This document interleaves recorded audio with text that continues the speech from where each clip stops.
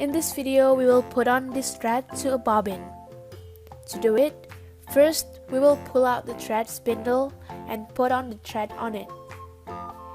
And the direction in which the spindle will spin is non-clockwise, so it is to the left.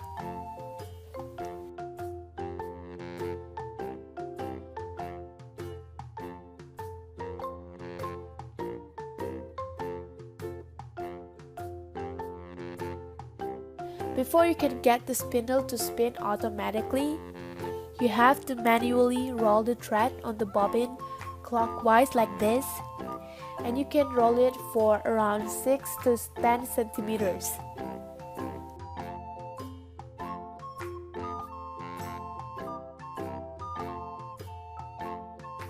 And then put the bobbin on the hand wheel.